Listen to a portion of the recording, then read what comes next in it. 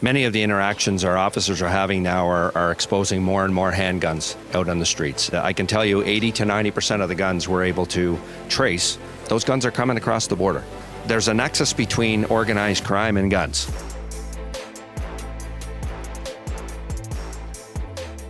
York Regional Police are revealing the results of Project Touchdown today. The operation targeted organized vehicle theft.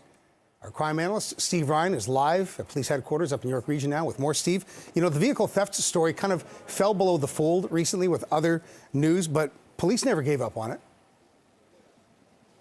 Police never do give up on things such as vehicle thefts, human trafficking, drug trafficking, firearm trafficking. And if you can see the numbers behind me very quickly, they are as a result of this joint forces project called Project Touchdown. And we heard the results that were presented up here in York Region today. Now, I'm fortunate to be joined by Chief MacSween from the York Regional Police, and he's been very gracious with his time. Chief, thank you for your time. And, sir, I've asked you during the press conference about your concern as the chief for the safety of the community and for your officers, because every time you guys have a press conference, for whatever it is, there always seems to be a boatload of guns that comes with it. How concerned are you, and where are most of these guns coming from?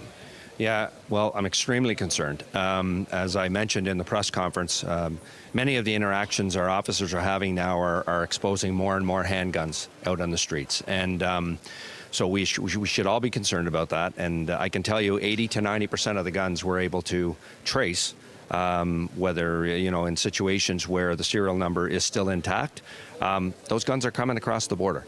This is nothing new. We've been talking about this for the last 6-8 months.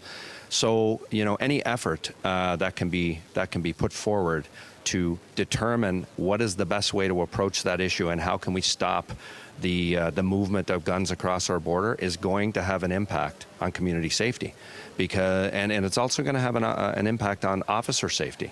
Our officers are out there day in and day out, and as I mentioned earlier, Steve, from my days early on, it was rare to seize a handgun at the front line. It just was something that you never saw.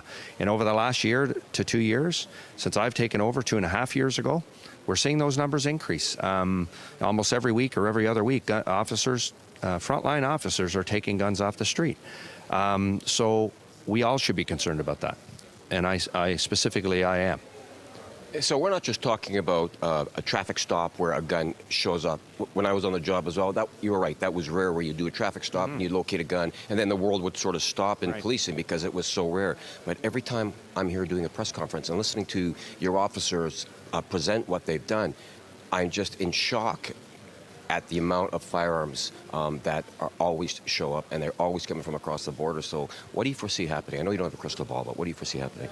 Yeah, I think what needs to happen is a coordinated effort across the province between all police services. In particular, today we're talking about auto theft, but I could see a time when we are all collectively having an ongoing project like a JFO that focuses on the trend that we're seeing now in terms of auto theft, right? So that's one thing.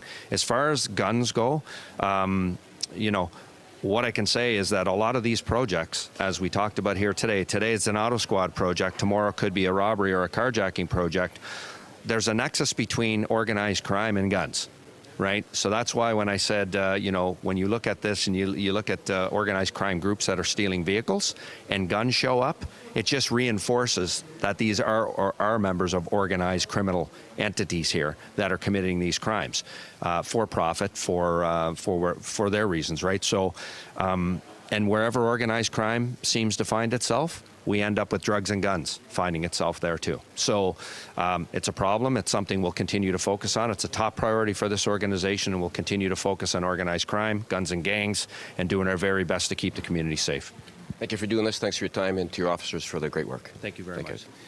There you go, right from the chief. Anytime you have organized crime, there is a nexus with firearms, and ultimately, as the chief said, 80 to 90% of the time, those guns that are part of that connection, that nexus, if you will, with other organized crime activities, are coming from across the border.